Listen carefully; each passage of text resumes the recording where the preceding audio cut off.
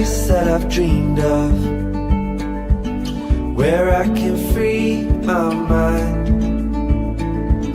I hear the sounds of the season and lose all sense of time. Feels like we're in a dream, you know what I mean.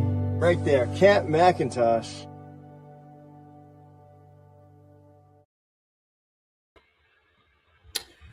Yes, it is Camp McIntosh. We are looking forward to everyone who's coming.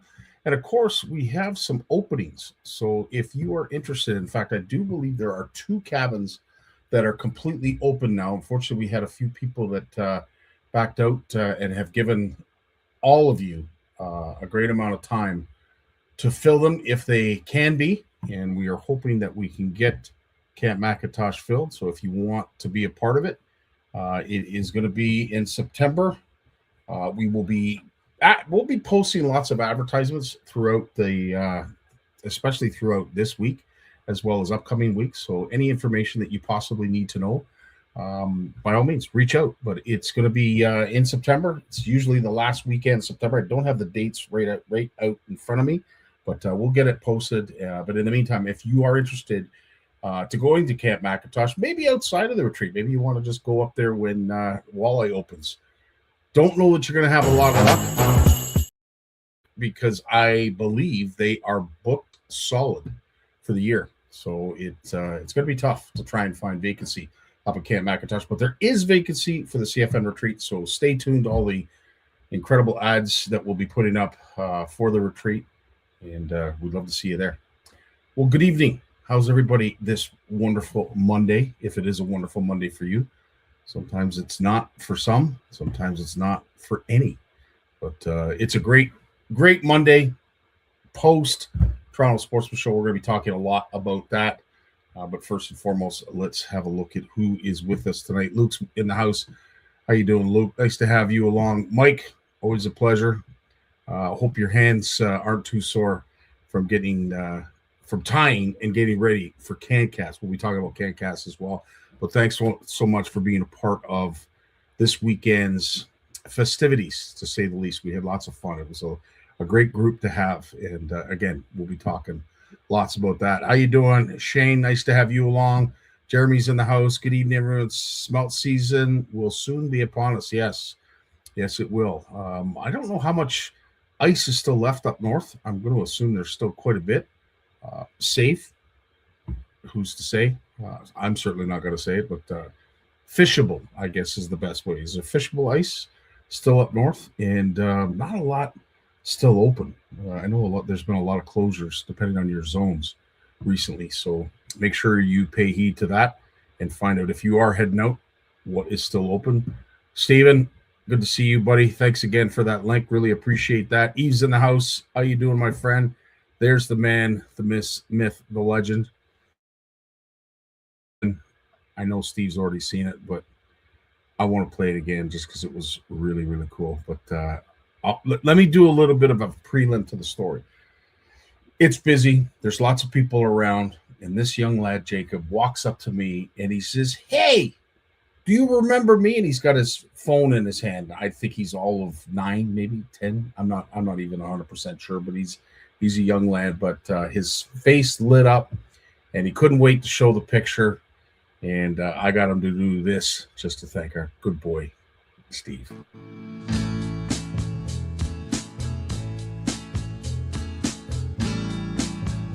Thank you, Steve.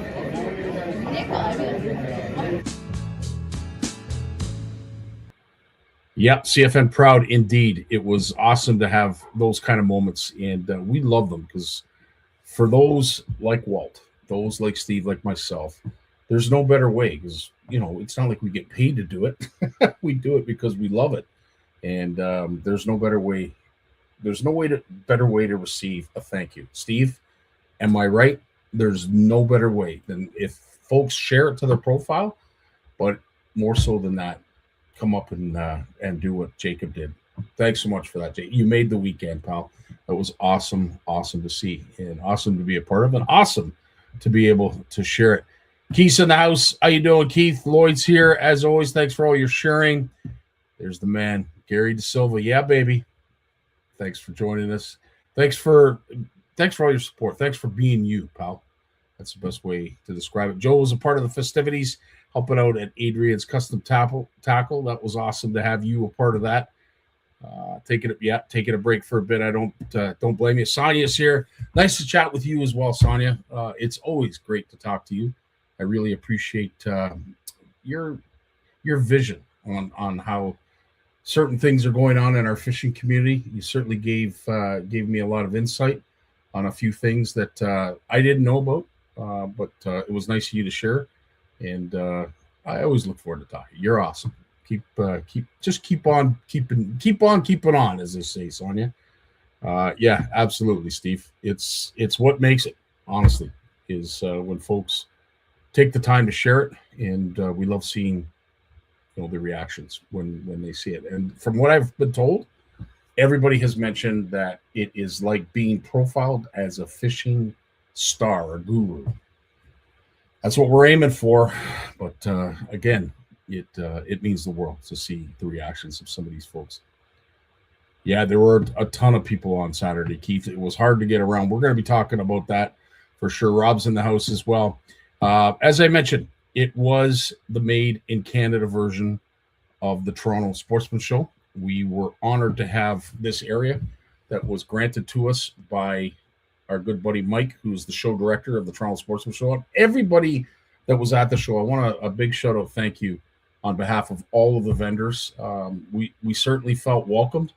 It was, the attendance was amazing.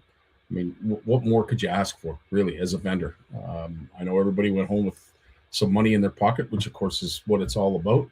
And as you could tell by the faces, there were a lot of happy ones. Not too much drama, to say the absolute least, that we were dealing with at the show. In fact, there was none on our side. So it was nice, very nice to have, very nice to be a part of, and it was very cool. And really, it was kind of a pinnacle for I don't know if you can see Bruce with his chapeau on in the back there, but Ugly Boys Baits has been with CFN from day one, and to allow them the opportunity to be here. And I know this was a long time wish for Ugly Boys Baits to be a part of the Toronto Sportsman Show. And because of Mike, because of the show director, because of the show and the Made in Canada platform, this was allowed to happen. And it was awesome to be a part of it. It was really cool. So big shout out, thank you to the Toronto Sportsman Show.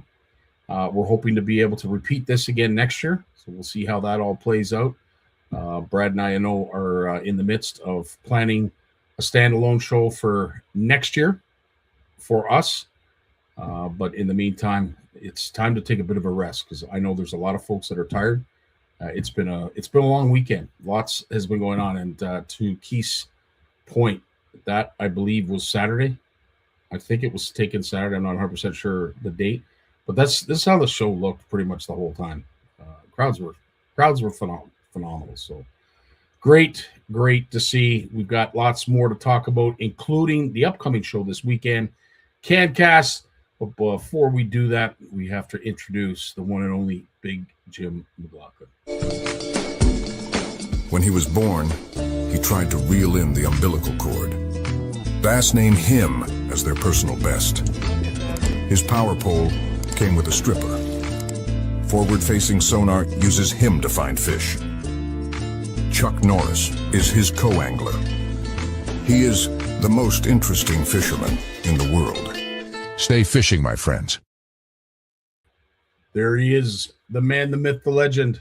What's going on? Only Big Jim McLaughlin. How you doing tonight, Jim? I'm ready. You know what? And I'm glad you are. I know Jay has mentioned, it was an exhausting weekend, and you've been at this show many times. Lots of insight too about the past in regards to this show. But Toronto Sportsman Show, as you remember it, as I remember it, was always the granddaddy of all shows. Yep. Oh yeah. Like, I mean, Scotty, I was so happy I saw all the posts this weekend from people and, showing big crowds and everything, because it's been a slow build back from when it was, 6-8 years ago. It didn't look good for it, eh? Yeah. It did not look good. It was looking, you know, you were getting there, and we just talked about, you know, some of the things that were done to make the shows look busier with, you know, putting smaller aisles to make it look more crowded stuff. This was stuff that actually happened, eh? Yeah. God bless Walter. He's not with us anymore, but he tried to make that thing look as good as he could. And, you know, he'd bring the premiere and, you know, Mayor Hazel down there and everybody else and toot about how good the show was and how it was packed all year, when really it was kind of having a little, you know, it was having a little bit of trouble. Eh? People just weren't coming. And, you know, it wasn't that there wasn't a lot of stuff there to do. It just seemed to change for a while. And then, you know, right after COVID here, that show, it just seemed to pick up again. It just, every year, it's just got better and better and better. So you got to like it. 100%. And to your point, COVID definitely was sort of like a pause in the industry, but it was also the launch pad for the industry at the exact same time. We saw a lot of product leave the stores. We saw a lot of product being bought online, but fishing was at the pinnacle. I want to say in terms of, you know, that's why when they talk now, Scotty, about, you know, you'll hear people say, well, you know, you talk to the guys and you know, the sales are not what they used to be. They're down and everything. But you got to remember, they're comparing it to COVID, where the sales went here. Yeah. And so, you know, you might have come down 30%, but you're still above where you were before COVID. 100%. And this is something that the average person just going fishing on the weekend, you know, doesn't take into account. And to take that one step further, Jim, and this is something that you and I talk about outside of CFN Live, is how, you know, we were always taught, we were always told to live for tomorrow, prepare for tomorrow. Based on what I was seeing this weekend, there's a lot of people that are living for today. I don't know if that speaks to what's going on in the world, but based on the purchases, it seemed like a lot of folks are not so worried about gas prices. Maybe they're not so worried about losing their job or food prices right now. Maybe they're just living for today, because who knows what tomorrow will bring. Yeah, I talked with probably about in the last 6 hours, probably talked with about 6 or 8 people, and they weren't crazy about what went on sales wise, but they were very happy. You know, like it wasn't total pandemonium, but it was good. Yeah. And that's like the bigger guys, and they're really the ones that count, you know. 100%. Yeah.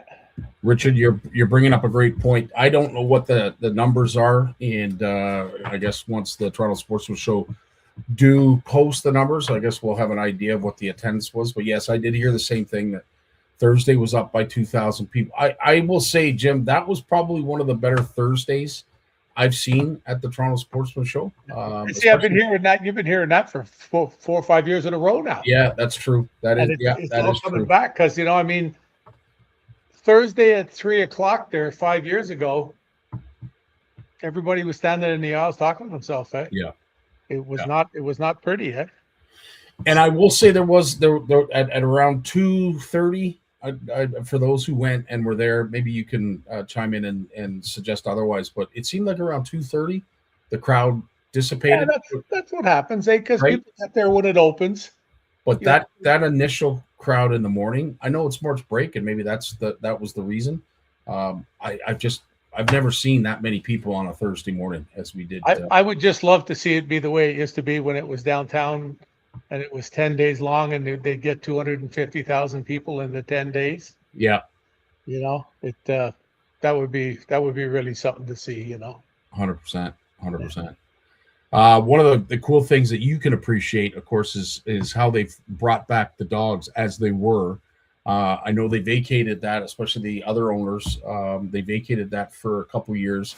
And Mike, show director, that was one of his biggest aims. We got to get these dog trials back, because this can't go on, this show, without it. It's kind of flagship of it. And I'll tell you, they were on full display. They were being walked around like horses. It was we awesome. were down at the Direct Energy Center.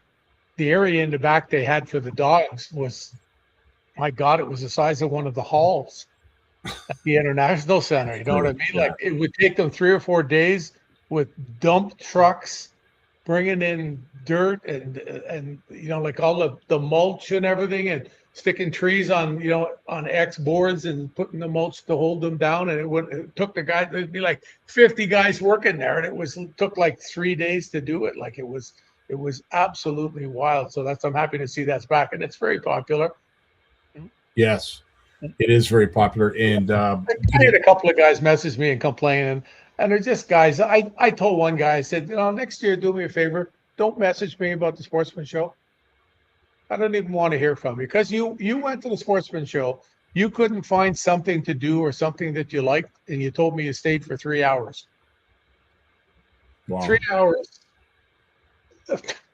Did you go to a fishing seminar? And his return to me was, yeah, I don't really have to do that at my level of angling. Eh? Were you talking to Mercer? My old buddy from Kenora I've talked to you about. Oh, yes. Okay. Yep. Okay. Yep. All right. That's it. Enough said. Yeah. Enough said. Yeah. Enough said. Jim, something that you would have really appreciated and really would have enjoyed is, as much as the initial shock wore off, and I don't know that it still has, but unfortunately, during setup on the Wednesday night, we had the misfortune of receiving a call, or I had the misfortune of receiving a call from our good buddy Brad, who said, "Scotty, you got to get back to our show area." And I figured, I was in the main room. Mike Parker's booth just fell down. Oh, you told me about that. Yeah. And I'm like, what? How? And of course, right away, I'm thinking, with all those baits, oh, no way. So, of course, I walk back and I get through the door, and I'm at the threshold of the door, and I see everything down on the floor. Everything is down on the ground. Mike too? Well, if he was there, he would have been. I guarantee it to you. And my knees buckled. My knees buckled, and I talked to Mike across the way, who was at one of our other booths, and him and his wife, his poor wife, I swear they have PTSD from the bang, the crash. They literally said it was like listening to 10,000 windows all shatter at the exact same time. So it scared them, to say the absolute least. But the coolest part of this was, as I was standing there and, the birds were going around in circles thinking, how am I going to pick this and put this all back together by myself? I was immediately greeted by Dean and Mark from Big Fly. No, not Big Fly. What is the fly? Big Sky? No, not the Black Fly. Sorry, Black Fly. Yeah.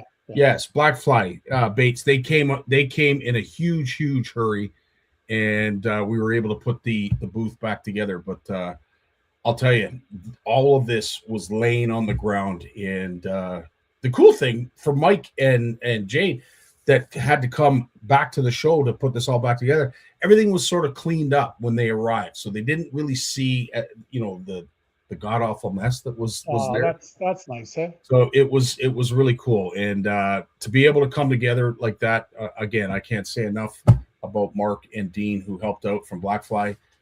You guys made my day, I'll tell you, because I was panicking. But that's the way it is. I had a little text back and forth with Adrian this afternoon. He was so happy and everything at the show, and he had enough stuff and made a few bucks and everything, and he was happy. And we were talking about that, about how that's one of the things that you see is people, they in the fishing industry, that for the most part they have a tendency to help each other. Yeah.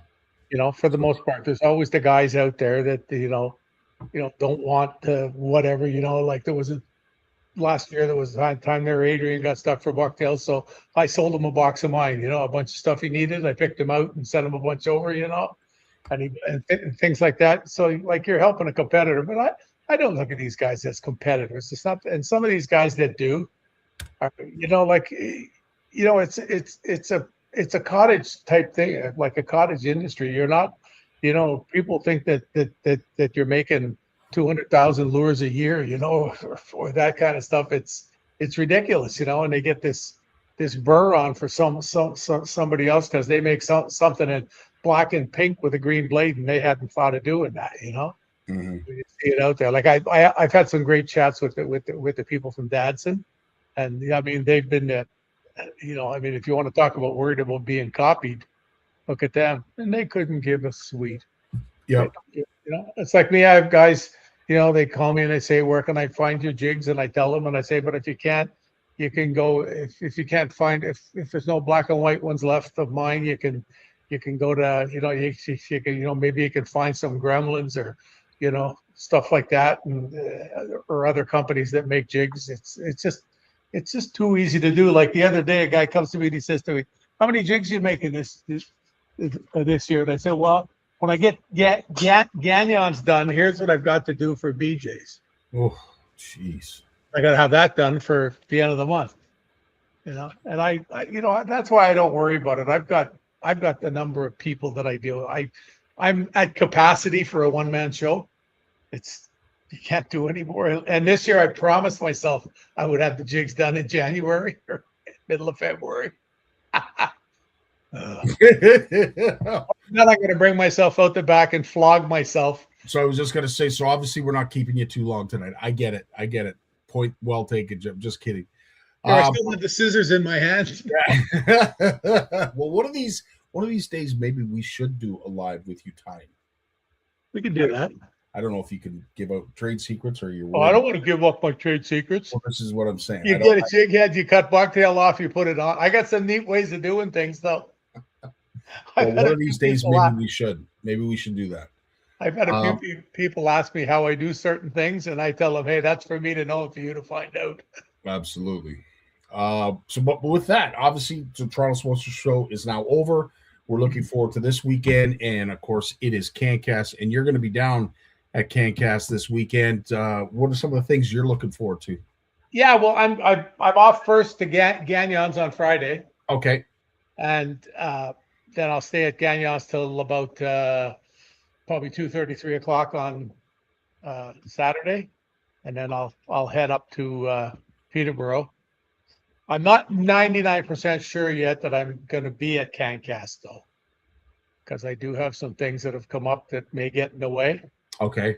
And I have there's one thing you know about that would solve me being there for sure. Yep. Mm-hmm. And that's still in the works. So if that happens, I'll be there for sure. But more than likely, I'll go up and I'll spend some time with Mark LaBelle at Weapons of Mass Destruction, and you know, go over and see Jeff at Limestone and some of the other people there. You know, because they're all right in the corner together. I checked out the floor plan there. Right. And I don't know if that guy's going to be there. I'm told that he is. I don't know about Chris being there. Yeah, because he's there with Jay Siemens. That's right. Yeah. I believe I'm told that he is. But yeah, there's a lot of big names going to be a part of this. CanCast has always been a standalone show of its own. Yeah, it's incredible. It's a monster. Yeah, it's a little show that's grown. I'll tell you. Yeah. The only other thing I can see happening is it being changed to two days, but I know Kyle does not want to do that. No. It takes away from some of its splendor. I know some of the it's split right down the middle from what I understand in terms of who wants to stay and who doesn't. You have to take time off work to come set up your booth. And that's just it. You have to come on Thursday or Friday if it's Saturday and Sunday, you know. Right. So I think with it being on Sunday, you know, because a lot of the guys there are smaller guys. This is what people don't understand. Yeah. You know, it's not that the other people can't be there, you know. So it's kind of neat. In case you needed an apprentice by any means, I just wanted you to know, Steve, he works for cheap. He said something about just ask Scotty. Yeah. Wow. Love is in the air. Love is in the air. So again, with CanCast coming up this weekend, there is still lots to do. Obviously, fishing has taken a bit of a back seat. I don't know about you, Jim, but I haven't really seen a lot of content of folks catching fish. And Frozen. It's like this every year around. You can still drive a truck behind my house, I'm sure, if you wanted. So there you go. You know, I drove up to Ottawa the other day, and a lot of the places I usually see that are open, still ice huts out there. You know, like I don't mean permanent ones, like fish traps and stuff. You see them, so you know the people are still out there fishing, and they're on 4-wheelers and stuff. So, because we got a lot of ice up here this year, there was a lot of places here they had 30, 35 inches of ice. Like just on the lakes. I'm not talking about in the back here where it freezes in the middle of November and, thaws out. I mean, this time last year, I think it would have been right about it. Well, yeah, it was well before April 1st that there was open water here. Right on. And it still got 2 feet of snow on top of the ice. Jeez. So that ain't going anywhere soon. And there's no warm temperatures in sight. There is monster rain they're showing now in the long-term forecast, like about 10 days from now. The Monday following ICAST. Oh, okay. Following CanCast. Okay. They're showing huge rain here 2 or 3 days in a row, like 15, 20 millimeters a day. Oh, wow. So if we get something like that, it could change things real quick, because it'll melt all the snow piles that are left, which is pretty well what it is. 100%. Not the rain itself. So, but yeah, it'll happen. Pike and pans are still open in most zones. Yep, that is correct. Of course, catfish. This is for those who are fishing rivers. They love to get into some catfish. Jim, this but of course we don't want to wrap you up anytime in a hurry by any means. But I wanted you to fill in this. I heard this come across, and I'm sure there's a million different explanations as to why. I want to hear what you have to say. Truth about red baits in the spring. Every spring there's a huge surge in fishing red baits, and most anglers think it's because they look like crawfish, but that's not the real reason. What is the real reason? Yeah, we've always been told that because of Texas. Right. Because Texas, I mean, if you're not fishing, you saw some recent tournaments. I mean, everything they got in the boat's red. So maybe it just goes to prove that red is a good color to fish with. It is, and to for some that we're talking about it on the weekend, obviously we understand that red disappears at a certain point in the water column. Depending. Yes, the first color to disappear. Yeah, but at this time of the year, they're fishing so shallow, it would probably still be red anyway. And I was going to say at that point, like, has their eyesight adjusted from let's say the ice cover, what's their eyesight like? Once that ice goes and they're now starting to get direct sunlight. I don't know if that would change. I know crayfish do go red, but I don't know what time of the year it happens at. I'm not up on that because it's never been a factor up here. Like, Right. you see guys since they opened the season up here, they're all, going to have red, but they don't know why. It's because they watched Bassmasters and because they all fish with red down south, There you go. It's what it is. Did they give a reason for it in that thing? No, that was the best part of the video. It was almost like they played and put that video together. Get that guy on the phone. Yeah, it's like there was no explanation. There was a bunch of comments and a lot of what ifs, I guess, in some of the comments. Yeah, basically what we're saying here as well. But no, I just thought this is a great video. I'll get your take, Lawrence's and Jay's, and just add to. Yeah, I don't own orange or bright red, that spring crawfish red thing. I don't own them. No, I never had them. The only thing I've ever been partial to is red hooks, and I don't. Red hooks, red sinkers.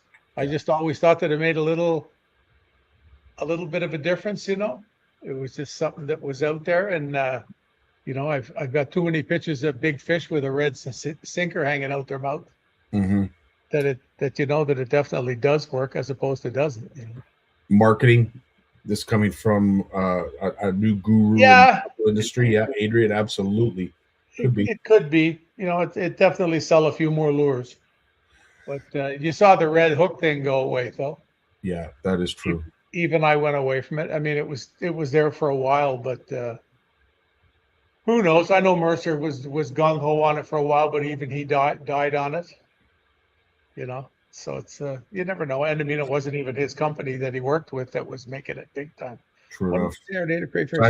George always has some great comments. They are dead. I'm gonna start boiling my crankbaits, George. That's well said. Jeremy, this is a great question. I don't know, and I'm going to ask Jim, does the ice cover change the UV coloring from what midsummer is like? No idea. Yeah, that's a great question, Jeremy. I don't know the answer. I've always been, either shock and awe and chartreuse or, just real natural, like we've talked. I was talking about this in a thing I did on the radio the other day. I mean, this type of colors here, Yeah. that to me is funky. Yeah. That's me going out on a limb Mm-hmm. when it comes to plastic. Wow. You know, most of the plastic I use is just subtle shades of blackish, reddish. I like dark purples, stuff like that. But yeah, no, I don't know. It works. You still using red hooks, Keith? Absolutely. Absolutely. You need to fish for it more than you got too Don't many. we all? Don't we all? So you've got Gayons coming up. You've got CanCast coming up. Sounds like you're going to have a busy weekend. Are you able to squeeze anything else in there, or what else have you got planned? Well, we're working on a paper, Right. and then when I come home, I don't have to worry about a hotel room for 6 weeks again. So that always appeals to me greatly at this point in life. So Nice. hotels are not the thrill they used to be. No. When you're not eating pizza, chicken wings, and beer, why go to a hotel room at my age? Tis true, my friend. Tis I true. love it. I love it. Jim, as always, my friend, we thank you so much for all of your time and everything you've done.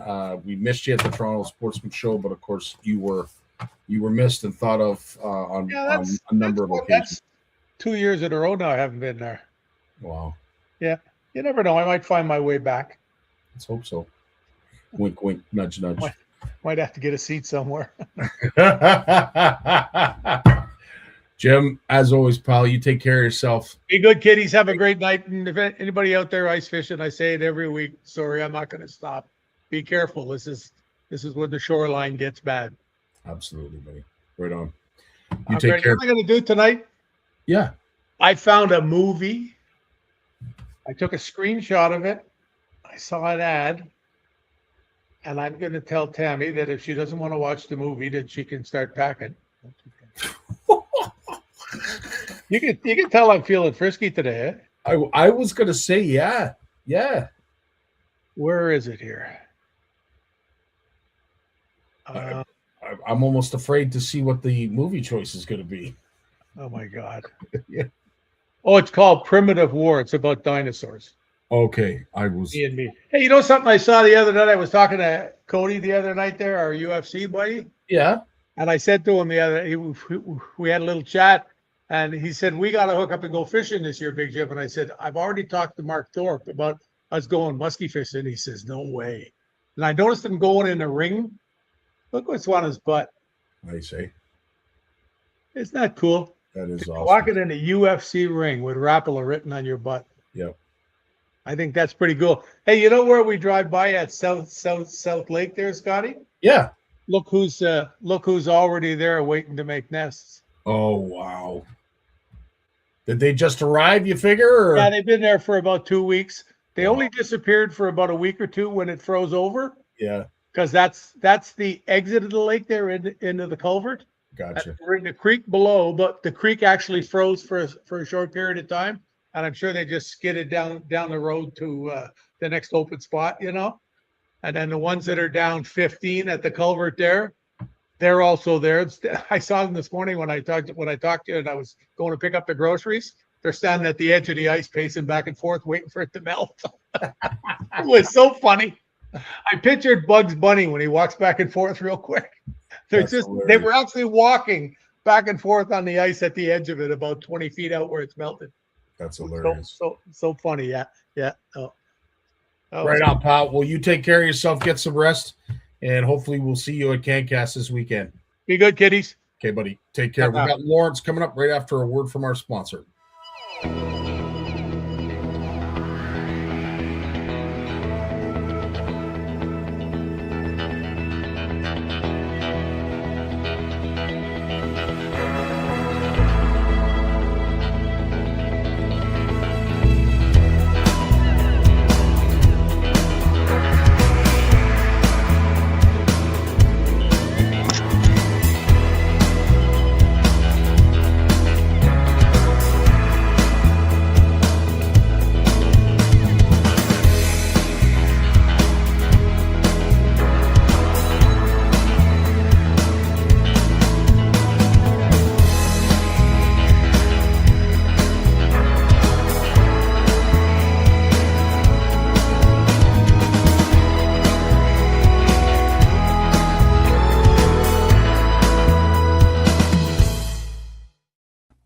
There he is, Lawrence Gunther. How you doing tonight, Lawrence? Good, man. How are you? Oh, living the dream, pal. Living the dream. Well, we didn't see you like we did at the Ottawa show, so we kind of missed you. It wasn't the same as what we do experience at the Ottawa show. However, you were down, I believe, on the Friday for the dinner for Keep Canada Fishing dinner. But I don't know where you want to start. Yeah, we came down for the dinner on Thursday night, the fundraiser for Keep Canada. Thursday. Yeah. So the show started Thursday morning. I had a bunch of business to take care of in Georgetown on Thursday, so we headed over there made it for the dinner, and met some really cool people, and got said hello to some friends. But it was busy, all the tables. I think it was $1,100 for a table of 8, and they were there was a lot of tables. I was at table 12. And there was at least 12 tables, and they were all full. So it was people were signing up for the silent auctions. Those things were all moving along pretty quick. The raffles were all tickets were flowing on those as well. And then the live auction, people bid on stuff. Everything sold for what they wanted, or a little bit more, maybe a little bit less, but everything sold well, and that's good, because these are all industry people. These are people that get stuff for free often, that have everything they need. And so you get a room for, I don't know, 200, 250 people in there, and they're buying things like trips and fishing trips and chances to go fishing with Gus and up to Chummy Plumber's Lodge and all sorts of stuff. And people were buying it up. So there you go. I mean, it set the mood. I could see that there was a mood. And then sure enough, Friday morning, I got back there just, when it opened at 10, and it was busy. It was busy. And by noon, it was really busy. It was. And that was definitely, I would have to say, the theme that I heard from a lot of folks was just foot traffic. Everyone was very appreciative of Mike and his show staff for marketing, pumping the tires, and getting the word out there. Not to mention, as folks did come to the show, it was so much for them to do. So it kept people there. And the way they designed the entrances and the exits, it forced people to basically walk through the show, the entire show, to see it from start to finish. So very well laid out, very well planned, and I would have to say that the numbers certainly speak to the effort that was put into this show. But we're going to find out soon what the totals were. But I'm looking forward to sharing some great excitement with those folks, because I can only imagine what their totals were. I've been an overlander now and promoting that side of the industry since 2014, and I tell you, they had a huge section there. When you walk in at Hall 5, that whole hall was sort of overland stuff. Really cool camping trailers, truck campers, all sorts of gear, action car and truck accessories were there, and like anyone that was into these truck campers, they were just trucks, really cool trucks with lifts and things like that. It was amazing. Just getting out of that hall alone took some doing. And then the retriever stuff was cool. That's cool. That was to have that back, and they were teaching people how they train the dogs and watching the dogs, and that had a big crowd. You guys were busy. You guys were busy. I walked through there a couple of times, and we were looking for you on Friday, but didn't see you. But it was you guys were at a nice choke point there. A lot of people funneling through your spot, and that was cool. What else? Off-grid stuff. We're building a center, and we're into off-grid. So the company we've been dealing with, they were there, and there was 2 other big companies there promoting their solar panels and generators, and generate all sorts of equipment and batteries, and and some great deals going on. And so, I mean, there you go. Everyone's into this off-grid stuff too, and they were well represented. I tell you, the hunting, the camping, there was no electric bikes there like there was 2 years ago. None. Yeah. So, that shows that there was very little that didn't belong. Very little. Very true. It's very true. And yes, the off grid is certainly expanding. Hunting was there in all its glory. I know folks that I spoke to that were they're diehard hunters. That was the only negative thing that I heard was they were hoping there was going to be a little bit more hunting geared vendors. But I'd like to say there was a good majority of them. But I'm not a hunter, so I can't speak as if I'm educated on the subject. But that was the one thing I did hear is that if you were a hunter, you may not have loved the show. So that was a bit of a takeaway. But you know, Gagnon, their whole exhibit was just hunting. And that very well could be. Again, I wouldn't consider myself a hunter, so I can't have an opinion. No, but that was the one thing I did hear from some hunters, a collection of hunters, that said they'd hoped there was a little bit more hunting geared stuff. But really, at the end of the day, I think the show had just about everything you could possibly want to do outdoors at that show and available for sale. Which again, that's the whole purpose of it. You're going there to see some new stuff, see some new ideas, and eventually, hopefully, purchase it. But yeah, dog trials were awesome. It was great to see the dogs walked around the show. That was more of a highlight for us vendors, watching all that. And food, my good Lord, there was no shortage of great food. If you liked beer nuts, if you liked smoked meats, if you liked hot sauces, I mean, there was just about anything and everything that you could possibly want at this show. So Mike and his staff have done it up well, and we look forward to seeing what it's going to look like in the future.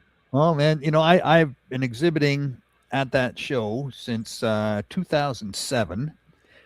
Going to that show since 1975, 74, even earlier. Bought my first ultralight fishing rod there in 75. Wow. And started exhibiting there in 2007. Stopped around 2022. COVID had that 1 year break, but was back there in 2021, 2022. And then I just said, it's not really like fishing. It's there was a little bit of fishing there, but it was electric bikes and all sorts of weird things. And I said, it's not really worth our coming down for this. And so I stopped. But since then, it's really, I'm impressed. As were most folks. I would say that I don't know too many people that weren't. As I said, the negativity, if there was any, was strictly about hunting. It was only a handful of folks that mentioned it. But at the end of the day, fishing wise, we mentioned too, Lawrence, you and I have talked about this, about living for tomorrow or living for today. And with the number of purchases, number of poles, number of high-end components and electronics being walked around that show, I dare say, folks aren't living for tomorrow anymore. They're living for today. Yeah. The wallets are creaking open again, and people are tired of being fearful or waiting, and maybe they feel a little more secure. The sky hasn't fallen. Things are ticking along for many people, not for everybody. Especially in Ontario with the car industry and so on. But we haven't been wiped out. And it doesn't look like we're going to get wiped out. We might outlast, the pressures in the south there and that are working against us. So we might outlast that and come back around. So that I think there's some hope, and gave me hope for sure. I love all that stuff and that side of it, but and it's so exciting to be part of that and to see that and to be at that dinner and all the optimism there and all the young people there. It was fantastic. There's the old guard was there, but there was a lot of young people there for sure. And to see Dave Mercer on Fox, ESPN on Sunday, at the Bassmaster, and then see him there at the show, emceeing that show on Thursday night. Man, we got the guy, right? Yeah. 100%. Yeah. And the dinner is something that I wanted to talk about. Obviously, you mentioned there was a lot of money raised for a very worthy cause, and Keep Canada Fishing. If folks that don't understand what that platform is all about, it's exactly as it says in its title.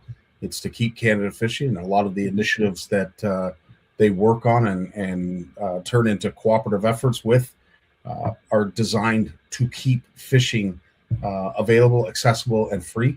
And I'm excited to say it is so far, and I'm hoping it stays that way. We do have a lot of news coming out of BC recently, and there's been some rule changes at some Canadian parks that we could talk about on another show in terms of what you're allowed to take and what you're not allowed to take to some parks. I believe they're doing a trial in the province of Alberta when it comes to certain inflatables, kayaks, and other water activities, paddle boards, where you're not allowed to transfer them unless they have a dry period. And in some cases, they're not being allowed to use at all. So we'll talk a little bit more about that in the coming weeks. But for right now, it's all about fishing, and it's all about the shows. And I'd love for you to talk a little bit more about what was said and what they have in store for 2026. There was not a lot of speeches given at the dinner. There really wasn't. It was just one guy got one award who's just doing amazing things for getting young people fishing and getting all the community involved, along the St. Lawrence River. And, 300 kids, 400 kids out there for a day of fishing and all sorts of fun stuff. And, just rewarding him and acknowledging him. That was he represented the spirit of Keep Canada Fishing and getting young people out. And which reminds, sorry to cut you off, reminds me, I was supposed to mention this during Jim's segment. The gentleman who won the award, could you give us a little bit of a backstory on that? Well, I don't remember his name, Mike something. He's I think he works on the border. He works as a custom agent maybe, and he has a beautiful uniform. My friend was saying, just impeccable uniform, and just a beautiful speaker. He just speaks from his heart. He's doing this, he loves it. He feels passionate about it. He's no BSer. His whole speech was just thanking everybody. It went on for 15 minutes, and Dave Mercer gave him the gears, but Dave Mercer gave everybody the gears, right? As always, there was no one that was safe from Dave Mercer's, cutting wit, and but that was a dinner, just moved along beautifully. Not a ton of speeches, just fun and gathering and sharing and talking and moving around and eating great food, and it was a nice event. It didn't last long. I think we started at 7ish, and then by 9ish it was sort of wrapped up, and so people had a whole another day ahead of them of exhibiting and so on. But it was nice. It wasn't like sitting there for hours while they're reading out lottery numbers. I hate that, right? Well, then the next one to go, the next number is, does anyone have that number? No, okay, we're going to draw again, and that can just kill you, right? They didn't do that, any of that. They had it really dialed in, so it was just all the potentially boring stuff was not included. Wow. Mike Driscoll. Steve, there you go. Thank you, Mike Driscoll. Yeah, thanks for that, Mike. And he mentioned Jim in his speech. You did. Said. Yeah, as one of the icons in terms of getting young people fishing and the work that Big Jim's done over the years, and how he's raised the bar, and that people, if you want to do that sort of thing, Big Jim has definitely showed the way, how to do it, and how important it is, and and the possibilities, and so many people have come after him, and not chasing him, but following him. And learning from him and doing it right. And this guy's one of them. He looked up to Big Jim. He gets all sorts of advice from Big Jim still to this day, and he's putting on these great events. I think we all are. For those who have the luxury of being able to talk to the big man, I think we always get great advice, and we always get sound information that at the end of the day, he's been there, he's seen it. I made a point of suggesting that the Sportsman Show may have elapsed some records on the Saturday. Jim was very quick to correct me and say, well, hold on a second. When it was down in Toronto, those shows sometimes would yield 200,000-300,000 people through the door. So I don't know if they were breaking records this weekend. Again, keep it in mind. 4 days. It's gone from 10 to 5 to, from 10 to 7 to 5 to 4. I would say they could easily go back to 5 again. They could easily go back to 5 days again. Because it only went from 5 to 4 just before COVID. It went from 5 to 4 just after COVID, or in around that time. It hasn't been long that it was 4 days, but It could easily go to 5 just on what happened this year. Like Friday was packed, and that's just an indication. And Saturday, like Big Jim was saying, they had to close the doors a few times because the building had reached its fire code maximum. Yep. I think it was on 4 occasions they said that they hit their capacity. Obviously, not, how can I say this? Not separately, so that it hit it. It got to that point where they had so many people in the building that they were over capacity and weren't, in compliance with the fire code. For that to happen on 4 occasions truly was an accomplishment, even though it may be looked at as something negative. It was definitely accomplishment. With the vendors in the chat, with those of you that are watching that were part of the Toronto Sportsman Show, would you like it as a vendor to see it go to 5 days? Because some might suggest that 4 is just perfect, because it is a long stretch. I know it's not the 10-day stretch that we used to have at the Sportsman Show, and as Jim would say, if he was here, suck it up, Buttercup.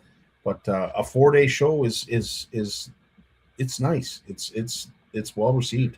It's 1 day shorter than 5, but I did many years of 5-day shows, and I did, look, you do 4, you do 5. There's no difference. There's no difference really. It's just you're going to work with a lunch bucket and a thermos of coffee, and you do the show. The thing, it's the setting up and the tearing down. It's the getting there and getting back. That's the hard work. That's the stressful part. Doing the show itself it's fun. It's fun. You meet people, you're talking, you're selling, you're whatever. It's that's the easy part, I find. It's all the prep and tear down and putting away. That's the stressful hard part, because you can't forget anything and you got a deadline, right? The show's not going to be moving because you're not ready. 100%. So I'm not seeing all of our vendors chime in here, but a couple of them, Adrian being one, and Mike, who said the missus might have an issue with it being more than 4 days. As I said, we had such a good time with all the vendors in our section. Just great people, and as Sonia said, there is something to be said about CFNers. We are a different breed, but needless to say, 4 days of, I'm telling you, it was just pandemonium. It was awesome to be a part of. It was kind of historic, especially for some. Seeing my good buddy Adrian down there, and Mike Parker from Handlebars and his family, Bruce from Ugly Boys. That truly was a real feel-good moment to be able to bring vendors that typically would never have an opportunity. Now, Mike Parker would, and has been a part of this before, but to see Adrian there, to see Bruce and his family, and a few others, it was just awesome. And I don't know. The nice thing though, when you have that extra day, there's a chance to go back. Yeah. Right. So you're looking, you see so much, and then you think, oh, you know what? I felt pressured. I didn't want to pull the trigger on that. But you know what? If you go back and you do a little research, then you have a chance to go back a second time and make that purchase. And if you're an exhibitor, you don't have to close every deal right away, thinking that you got one shot at it and you put the pressure on. You can just say, you know what? You think about it. Shows we're going to be here for another 4 days, another 3 days. You got, come back if you want, or next year or whatever, And for bigger purchases, that's not a bad thing. It's not a bad thing. Like a friend of mine, he sold those porta boats, and he sponsored me, and he had his exhibit right next to mine for years. And I'd say to him sometimes, I said to him once, I said, you could have closed that. He said, Lawrence, he said, he said, if they want it, they'll come back next year. Yeah. I said, I'd rather them come back and want it than them leaving with the boat and then 2 weeks later, being mad because I convinced them to buy something they really didn't need. And because it's, they're $4,000, right? And, it's a chunk of cash. So it's not something you should do on a spur of the moment. You got to do your research. You got to think about it. So, having that extra day means you have a better chance of moving some of their bigger products. Look, the same as the boat show here in Ottawa, right? People come the first day or two, they'll shop, and then on the last 2 days, they come back to buy. It's seldom someone walks in and makes the purchase the same day. So it's actually a great topic or segue, I should say, that you bring up, because it is something that was discussed on the weekend. back in the day when the Toronto Sportsman Show, we didn't have social media. There wasn't YouTube. You couldn't Google anything. You went to the show to see the new stuff. You went to, to touch and get your hands on some of the new electronics, some of the new, equipment, whatever.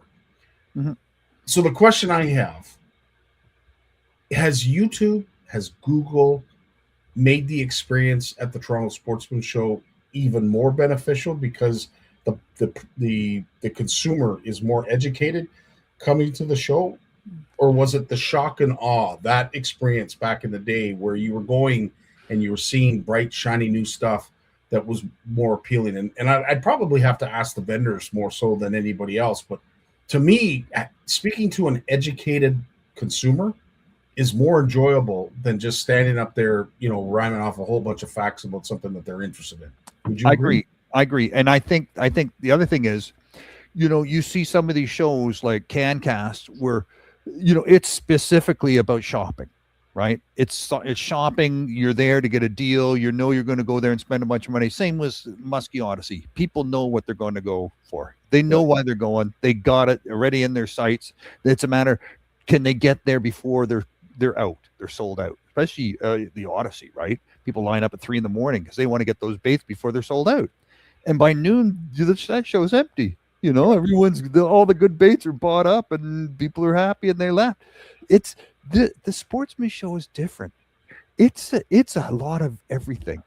And you go there and, if you didn't think about Googling that, like you think, well, off grid, I'm not going to Google off grid, but then you go and you see what's possible, what's doable. You think maybe I will buy that piece of land where there's no electricity and no cellular connectivity, because you know what? Doesn't matter.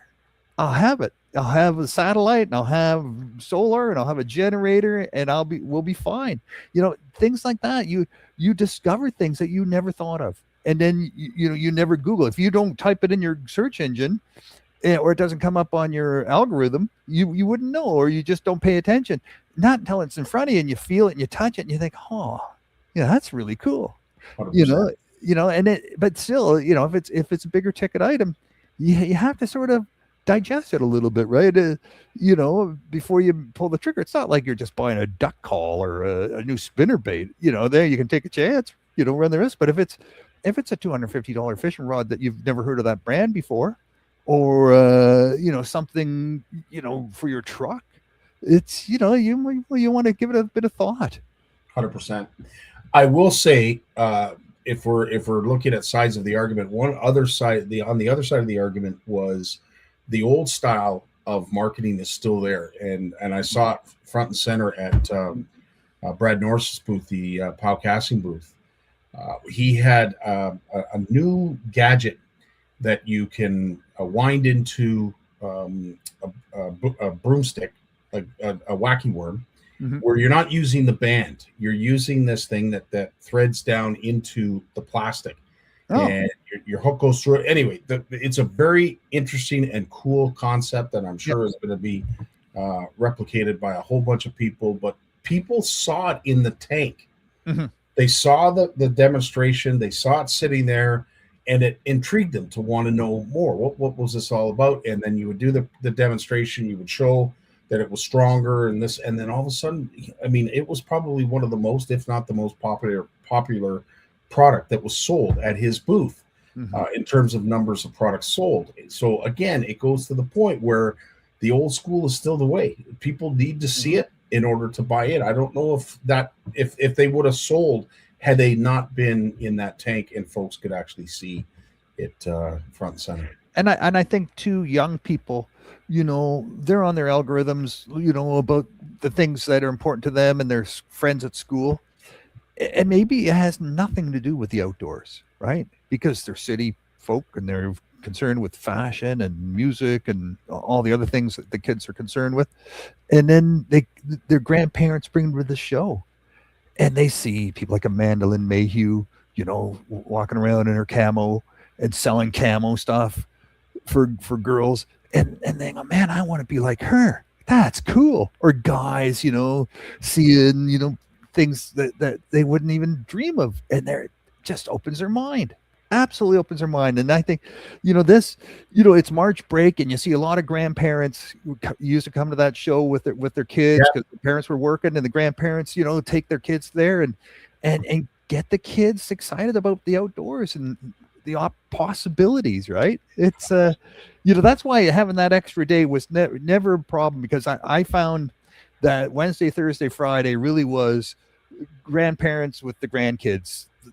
Those were those 3 days, and some of the more people that were looking to make a big purchase, and they needed to come a couple times, kind of thing. A lot of folks also said that the numbers were probably up because there wasn't a lot of folks traveling, and I would have to agree. Yeah, you're probably right. There was a lot of folks. I think we're down 30%, 35% down or decrease in border crossings.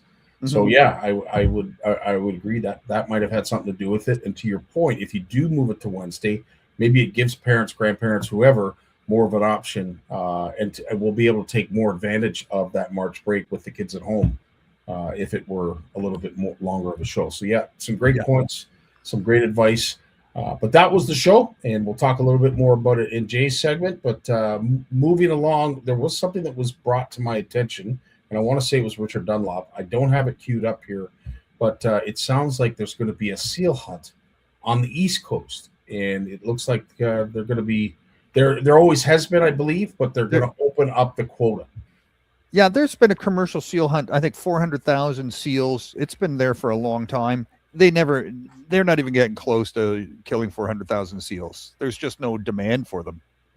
Like, you can't export any of this product to the EU, not the furs, not the oil, not the meat, not anything.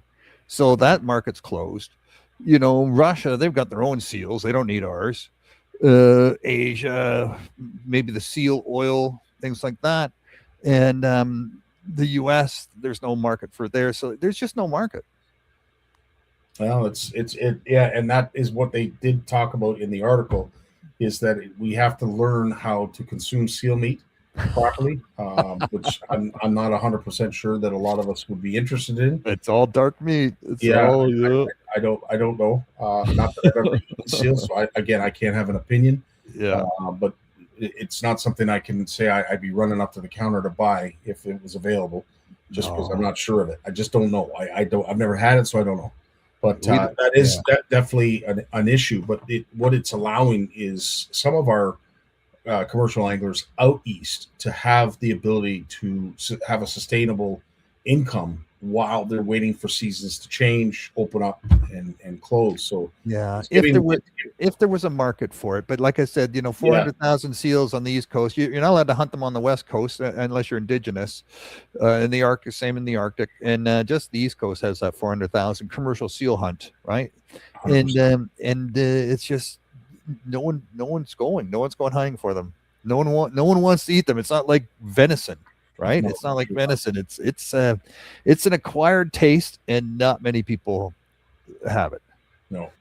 And we will talk in upcoming episodes, you and I, in regards to some of the regulations and restrictions that are going to be imposed at least some of the federally run national parks. I do believe it's going to filter down to the provincial parks as well. What it could mean, what it could change in terms of how we use water, how we use certain tools, fun things, equipment, whatever, what have you. Within some of these watersheds, but of course, it's all to eradicate the amount of or the possibility of invasive species. So there is a method to why they're doing this. I don't know that I necessarily agree, nor do I concur that everything that they have noted as the equipment is needed to be so as it is. So we'll talk about that. But whirling disease. It's whirling disease in Alberta. Whirling disease. That's right. Yeah.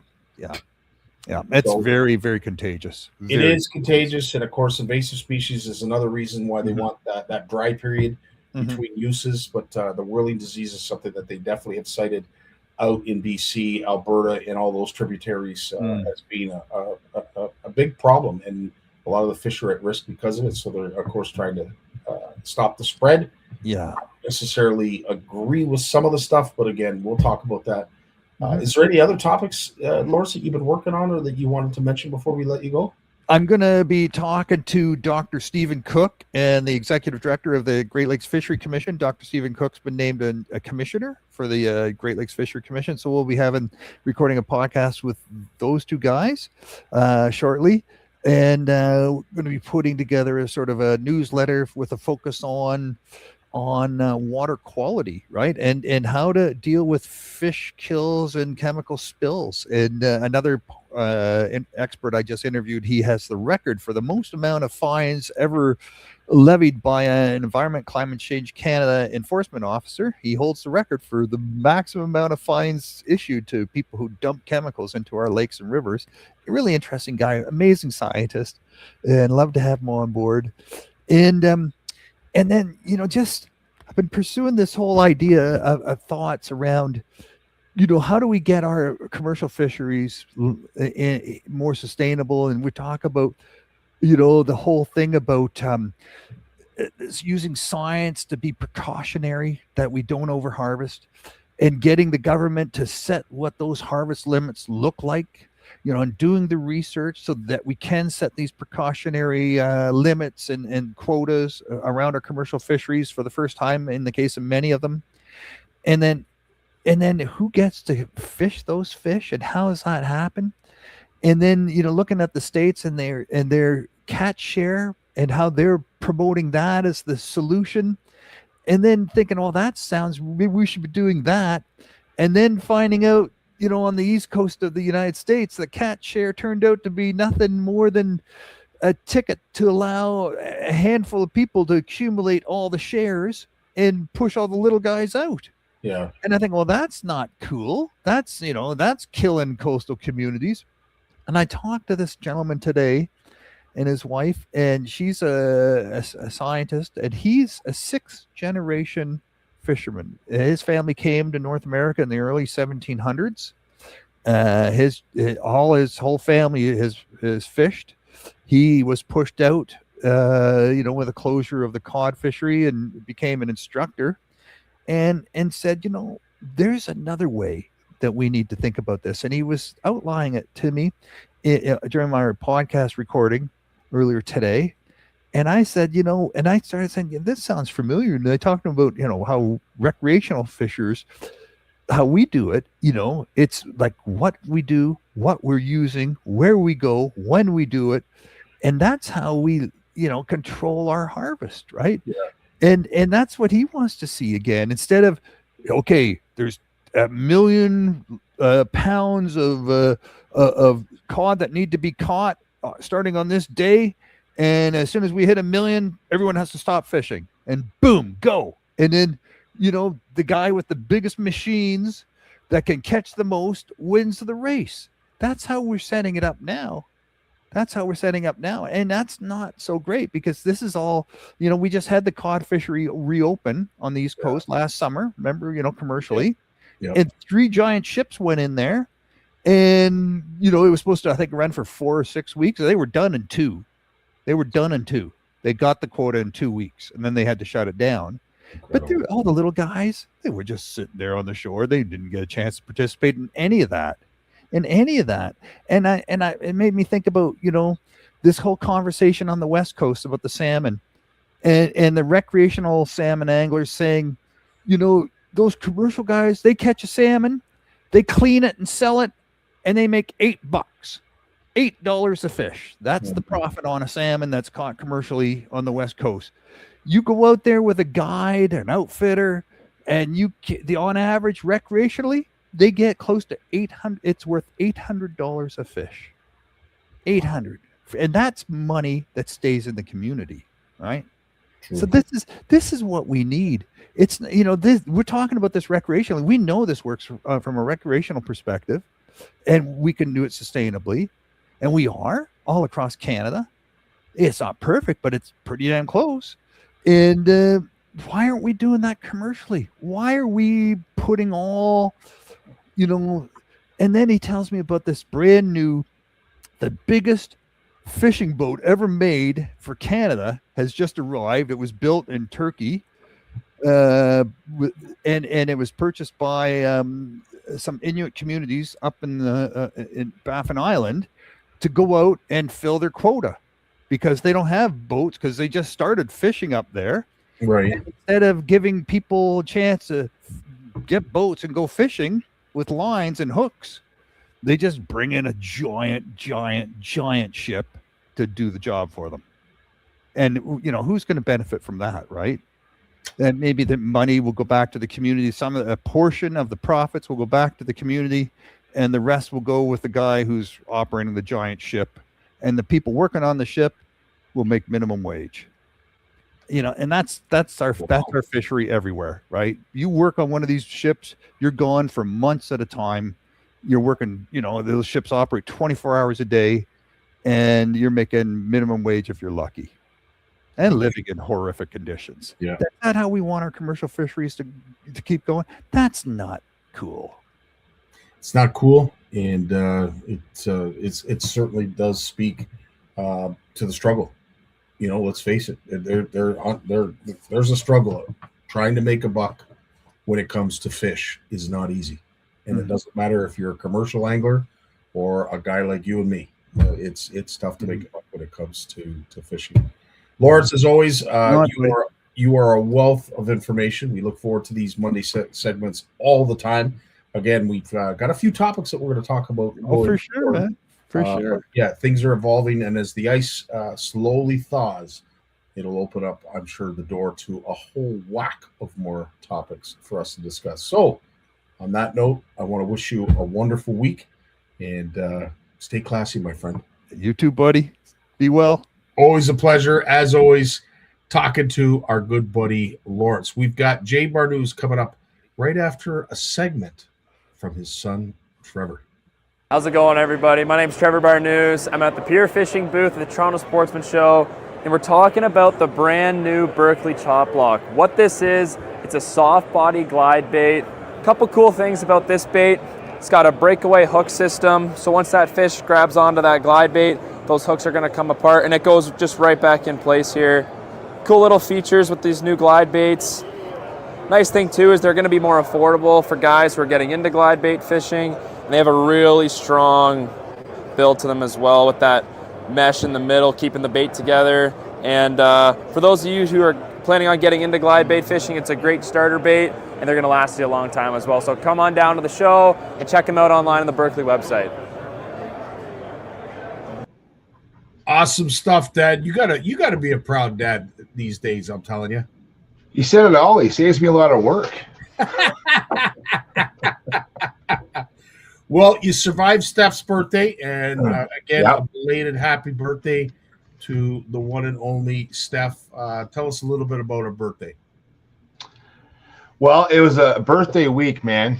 It was a lot of fun. The weekend before was her 16th was on the Monday, so we had family here for the weekend before, and then she had drivers out all week for March break, and then the girls came down, met us at the Toronto Sportsman Show as they usually do, and the smile on her face, man, like there's the whole family. So there's Heather and Steph and Heather's parents came to the Sportsman Show, and then in the back are Thomas and Simon, Trevor's cousins, and Thomas's girlfriend Molly. They all came to watch the seminar on Saturday. So that was pretty cool, man. And these aren't all avid anglers in the family, but they wanted to come see the big guy do his talk. So, and I'm not talking about me because Trevor's officially taller than Dad now, I think. So yeah, it was a lot of fun. It was just a great weekend, man. The show was great. Like I was run off my feet for 4 days. I was helping Brian and JB's restock so many fishing rods. Yeah. Like they were going like crazy. Like I don't think I've ever done so much inventory. Like just helping. I don't have to. I just want to help them out. When you see so many kids and even moms and dads coming in and they want to buy that new combo for themselves or for their son or daughter, man, that's awesome. And I guess for me, like I just want to see people walk out with fishing stuff in their hands and tell fishing stories and all of that good stuff, man. That was just 4 days of it. Really was. 100%. And to your point, yeah, it was awesome. But folks, if you didn't get to see the presentation, we uploaded it to CFN, I believe I think it was on Saturday. I think it was. Yeah. Days straight. It was a great segment. Again, Trevor does a fantastic job. Something that I always thought that he would do well at, and he has certainly proven me right in all of the years. But again, to have you alongside, I can only imagine how proud it is to see him get through this and do the kind of work that he's doing right now, because I've always thought he was going to be somebody in this industry, and as I said, he's proven me right. He kept himself busy. He helped me out with a couple seminars, and then he was busy over at Daniel Natrani's the Live to Fish booth. He was doing seminars over there on river smallie fishing, which Trevor's got a real knack for. So I had the real pleasure of spending a ton of time with Trevor in the corporate booth. We had a lot of, these aren't even kids. These are like his peers that are coming up to the booth to meet him and shake his hand and get his picture with them and just talk fishing. And yeah, it was just a very cool experience. And dude, shout out to you for filming that, like not just for recording that memory, which is awesome, but I got a lot of people who watched that video and I'm sending thanks to you from them, because they couldn't come down to the show and they got to see the seminar that you filmed. So I appreciate what you did, because there's a lot of folks that could, like Jay Pierce and his wife from London, they didn't come up, but they got to see the seminar and they messaged me and said how great it was. So dude, that's a very cool thing. Very, very cool. Again, it's always a proud moment when I see Trevor. When I got to put a mic on Trevor, it's always a proud moment. As I said, it's a selfish feeling that I have, but it's one that I'm proud of. But I do remember when he was a young lad, first time I met him, I said, one of these days you're going to be up on this stage. And again, you two have managed to prove me right. And it's just awesome, man. I just love it. Yeah. I'll give him kudos too. Like when you're a young guy in the fishing industry, you have a lot more not to prove, I should say, but like a lot of young folks, they want to work in the booths and sell product and talk to people and stuff. And you got to really show some hustle. And, Trevor and Christian and a few other notable ones that I saw at the show, they were really, really hustling the entire time, always on their feet, always talking to people, doing their best. And, it's good to see. It's great to see. Right. So, yeah. Well, I think what we're going to do as we see in more of these, promo ads, if you will, or videos that Christian and Trevor are doing, we're going to probably dedicate Thursdays. Not a lot of content on Thursdays, and I'd like to perhaps open that door for the Christians and the Trevors of the world to do some of these product promos and demos and infomercials and everything else that they do, but just to highlight some of the work that's being done by some of the next generation of anglers out there that are, let's face it, they're going to be the ones carrying the flag as we get older and a little bit more brittle. We're going to need all the help we can get. Actually, and shout out to the young guys. I got to show you my new lid here, man. So this is the Daniel Nutt Abu hat. You'll hear a lot of guys in the U.S. call the rope hat with the little rope thing here. Yeah. And the guys at the booth, at the Abu booth, said, "You guys want a new hat?" And they had some of these in the bin, and I'm like, I'm getting myself a nut hat. That's what I was calling them, right? Because the Nut Brothers had these hats with the rope on it, and there's a lot of talk in the U.S. and a lot of negativity around those boys and their rope hats. And I'm like, I want a rope hat. So I got myself a rope hat. It's a little bit, I'm not sure about these straight brimmed hats, but I'm gonna give it a shot for a while. We'll see how it goes. Shout out, I just loved their confidence and what they did down at the Classic, and that just carried through the weekend. We won't talk about it tonight, but there was a lot of folks asking about the baits that Berkley has out and soon to come out, and I'll do an entire segment on those baits coming up because there's some big stuff coming out from Berkley on that. And I will say I know you and I had talked about it briefly at the show, and I'm looking forward to that because of course there is a big buzz going around right now about the bait that he used. But can you explain? I think Dave sort of touched on it. Dave Mercer touched on it, and a few others in regards to what did Dylan do wrong? Like, did he spill the beans when he shouldn't have, or what was it like? To me, it was very well done. Yeah. I think it's kind of a blessing in disguise. Like, so the bait, the Berkeley Lab series, which is what's being called, they were going to be launched in May. It was going to come out in May, kind of a summertime launch. And Dylan and his brother, they're coming through the college ranks, and Berkeley and Abu do a lot to support, and Fenwick do a lot to support the college anglers in the U.S. It's a very big program. And so they got their hands on some of the lab series, and Dylan used it in the Classic. And other Berkeley pros were using it too, but they kept it quiet. And when he was asked, I think he had no choice but to say it, because all eyes are on you in the Classic, especially when you're leading the Classic. And I think looking back, nothing bad happened of it. It probably wasn't supposed to come out, but it did. And I'll give kudos to Berkeley because they, let's just put it this way. I know for a fact that by Saturday morning at the Classic, even our Berkeley reps in Canada all got emails saying, okay, it's out. Let's talk about it. And sort of the secrecy was over with. Now, there's still some secrecy, but there's some cool videos coming out, because right before the Classic, they had like a secret launch where they invited a bunch of basically media people. So Wired to Fish. I saw Justin Hoffman was down there from Ontario, and they got to see these baits firsthand. And so now all these videos are coming out, and details are coming out now about these baits.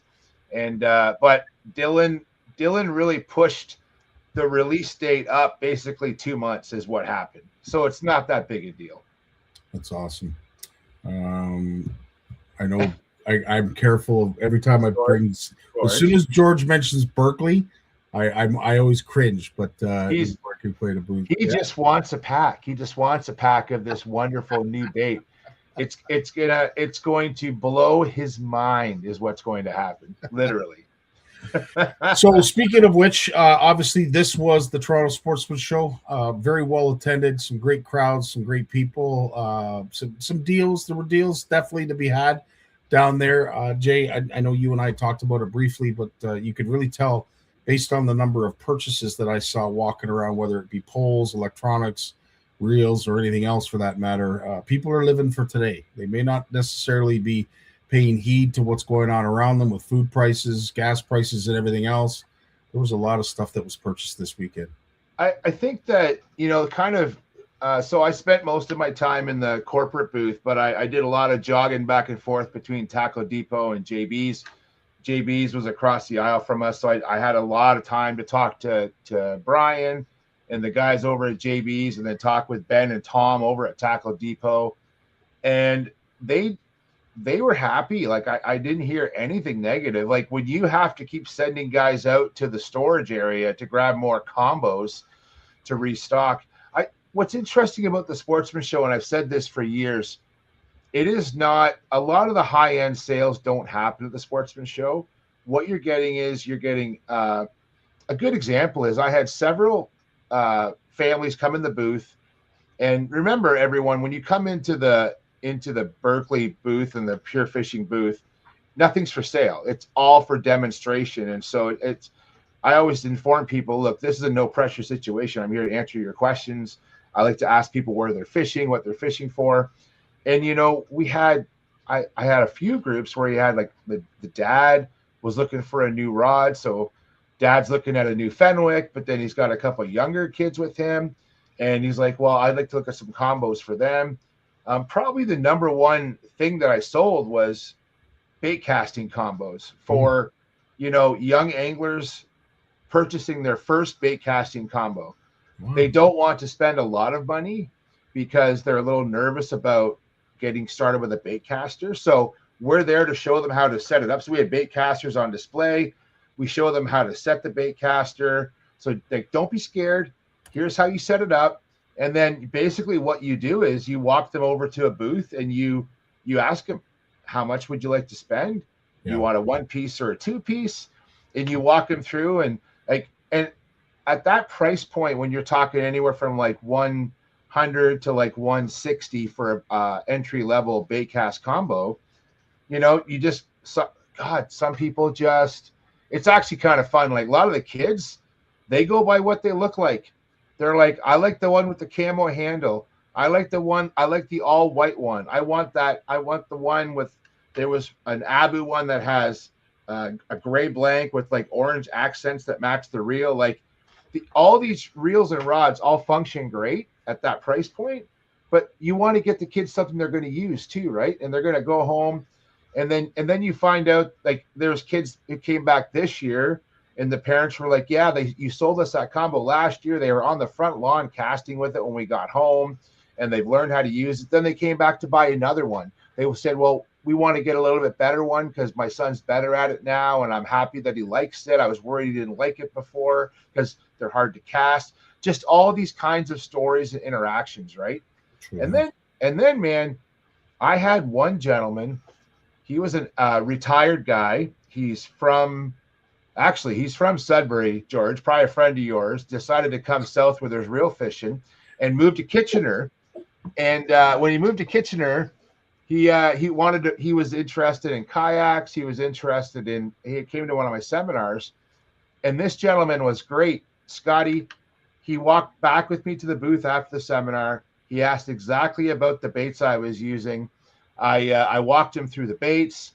He bought the baits. He bought a kayak. I walked him down to Dos King. He bought a kayak off the Dos King guys. Shout out to Broadline Outdoors. Like, just, it doesn't get any easier than that. You do get tire kickers sometimes, but sometimes they're just like, I want this and I want this and I want this. And that happened a few times. So that answers my question from earlier, because at the end of the day, we didn't have YouTube, we didn't have Google, we didn't have any of these social media platforms to really educate us. So we went to the Toronto Sportsman Show to get educated, to see the new stuff, get a feel for it, get in our hands, this, that, and everything else. And I have to say, I would like to think it's a lot easier for a vendor to sell their product when their customers are as educated as they are. And of course, they use all the tools to become educated. But that was a perfect example of how an educated consumer can be a very quick buy. Yeah, it was great. And then there was all kinds of dealer incentives too. So there was always like the no tax, which is kind of a normal thing for the Sportsman Show, which is good because we do pay a lot of taxes. The other thing too was what Pure Fishing does a great job of it is we gave a lot of incentives. Like if you bought a Abu rod or reel, if it was a combo, you got a free rod glove with it, right? And it had like the Abu logo or Fenwick logo on it. You got a free spool of line. You got, if you spent $50 on Berkeley product, you got a pack of Max Scent, and a hat. Like, so we had our guys like Darren Azumi. Like Darren was back at the show this year, and I love that guy. He makes the day go by so much. Like he loves to cut up. He's just one of the guys in the booth. And man, he does such a good job. Like he really loves fishing. I know it's Bob's son. Doesn't matter. Darren knows the product. He knows it in and out, and he can sell product, and he can talk fishing with the best of them. And just he gets the job of handing out stuff to people who buy stuff. And dude, we had stacks of stickers. We had Frisbees for the kids. Like it was just, if they came in the booth, we made sure everybody got something that came through the booth. That was awesome. Like I just love that. That's cool. That's very cool. Yeah. And somebody had mentioned that it was told to Ford that there were a lot of the vendors would be selling products with no tax, and it was rumored to have been said that he's like, I don't care, I don't see any of it anyway. That goes to the federal boys, and they get enough as it is. So, have at her, boy. Yeah, I thought that was pretty funny. True. As I said, it is so awesome, especially when a young angler comes up to you and they're asking about specific things. They've done their homework, and it really helps us as vendors have these discussions, or at least steer the conversation when you know that they have a grounding, or at least a good idea of what it is that they're looking for, to then expand and go on from there. But no, that's awesome. And of course, this was the Toronto Sportsman Show. I wanted to mention something. I did see it in the comments, a show that you have been to. I know I've been to as well. That's happening this weekend. Before we talk about CanCast, this, of course, is probably one of the largest tackle swaps that I'm aware of. It's held by the Hamilton Bassmasters at the Ancaster Fairgrounds. This goes on every year. It is a very well-attended show. It's a shame that it's on the same weekend, but needless to say, it's far enough in the West End. I don't think it's going to have any effect to CanCast. But speak to this show, Jay. Again, it's a great place if you're looking for some slightly used products that aren't available in stores anymore. This would be the place to go. You know what? It's that show. I was one of the original organizers of the first one in Hamilton. 15 years ago now, maybe 17 years ago. We had it at a bowling alley on the mountain off Mohawk Road, and we did it for 2 years there. And then on the third year, we moved it out to the Ancaster Fairgrounds. It's been there since. It's one of the original swap meets of all the swap meets in Ontario that happened. And there's a bunch, actually, even the Bowmanville swap meet, which became CanCast. This was before that the original Bowmanville swap meet. This is one of the grandfathers.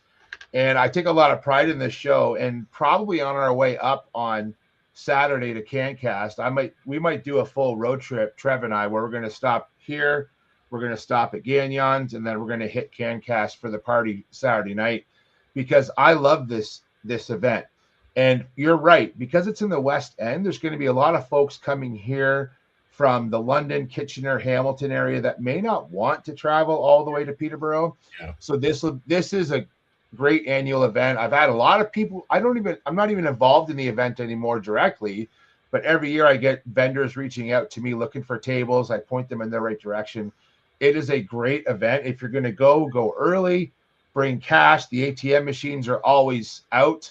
And there's some great deals to be had at this event for sure. And get there early, get in line, because the good deals go fast. That's for sure. Amen.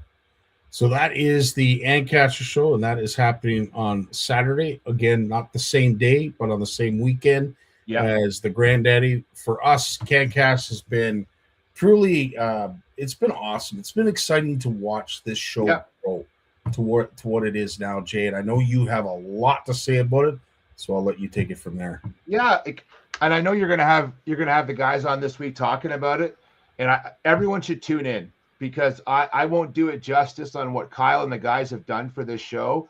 For example, they have an incredible amount of raffle prizes happening, and all you have to do is buy tickets to get in on the raffle. Buy them online in advance. Go to the CanCast, I think it's cancast.ca. Go to the website, order your tickets online. Now, it's $25 to get in for the day. They have 2 venues this year. So with the Odyssey and the CanCast show, they're at 2 different arenas, but they're having a free shuttle running back and forth between the arenas. And so the Muskie Odyssey will be at one, CanCast will be at the other. A lot of folks are probably going to want to visit both. So come early and take advantage of that shuttle. I'm going to be in the Pier Fishing booth. Trev's going to be helping out probably at the Tackle Depot booth or probably over at JB's. And it was packed last year. It's going to be packed again this year. So I'm looking forward to it. I'm going to be honest. I had an opportunity. They asked me if I wanted to do this show, and I said, absolutely. I said, of all the shows I'm doing this year, this is the one that, if Pure Fishing's going to give me a chance to do a show this year, this is the one I want to do. So, and we were going anyways. Scotty, whether Pure Fishing was there or not, I was going to go. I'm glad to see a lot more corporate booths at this show, because I think it's important for all members of the industry to be there. So do not miss this show. And there's people coming from all over to this, man. I met so many people because it's in Peterborough.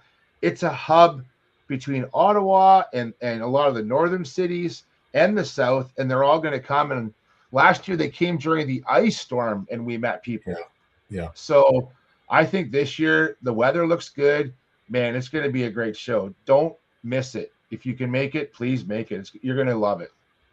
100%. And again, I would have to say of all the shows, and nothing to take away from any of the others, but this show definitely, if you're an angler, it's you must be there. Like you have to be there, not only to rub shoulders with the elite of the industry, especially here in this province, but a lot of the products. And now that you're saying that we have so many corporate sponsors that are a part of this show, it just adds to it. And at the end of the day, as much as it is a show and you have to pay for it, it is something that we should be supporting if we are anglers. And a show like this certainly has done all of us anglers proud. And CanCast does a great job of it's such a good blend of the everything from large corporate booths down to the everyday tackle anglers, right? The ones who are making, like, I'm going to give a shout out to Jeff's Jigs, Wham Baits, Weapons of Bass Destruction. I'm not going to mention them all because I can't get them all, but there's so many of these homegrown bait companies that will be there as well. And there's going to be all kinds of deals. In fact, a lot of the smaller companies, this is their show. This is the big show for them. They've been preparing for this show. They're coming with lots of product. They're going to have lots of deals. Be there. It's going to be amazing. Yeah. 100%. Yeah. Richard's saying it should be an awesome and double the size. People drove over hydro lines and packed chainsaws to cut their way to the bigger roads to get there last year. And yes, I didn't envy Kyle last year when that was all going on. But of course, Richard will be down there with our good buddies from Blackfly Lures. And thanks again to them for all of the help that they were this past weekend. But yeah, should be another entertaining show. We're going to find out, as you mentioned, a little bit more about it on Wednesday. My good buddy Danny's going to be joining me, of course, with Kayak Bass Canada, Aaron and Jason Brock, and of course the one and only Kyle Carruthers to discuss. Dude, I saw Danny all weekend. I talked to Danny all weekend. He was working at JB's all weekend. It was great to see Danny there. Like, the show was just full of people this past weekend that I wouldn't get to see very often or catch up with. And I didn't get as much chance to talk to folks as I wanted to, but it was just great to see friendly faces, shake some hands, and and I don't know, man, all these people that especially I get to meet through CFN, to see them at the Sportsman Show. Like, I literally, the last thing I needed to do was to put any more steps on my stupid Garmin watch this weekend. But every time I got a chance, I went over to visit you guys in that hall. And man, you guys are over there in the bunker, because when those crowds came through, it was wild how packed that was, which is good and bad, because you could barely buy anything because it was so packed over there, right? Good problem to have, I guess. At the end of the day, from a show director's perspective, what you want are butts through the door. You want boots on the ground, as they say. And I can assure you, there's not a single vendor that would be upset with the number of folks that came through the turnstiles at that show this past weekend. I'm hoping they're able to replicate that again at CanCast this coming weekend. And of course, the Ancaster show, the tackle swap. At the end of the day, anglers, these are all shows. They're all part of our industry. All of the shows, all of the venues, they do great things within the industry. So don't just go there looking for a great deal or a great product. Go there to support angling as a whole.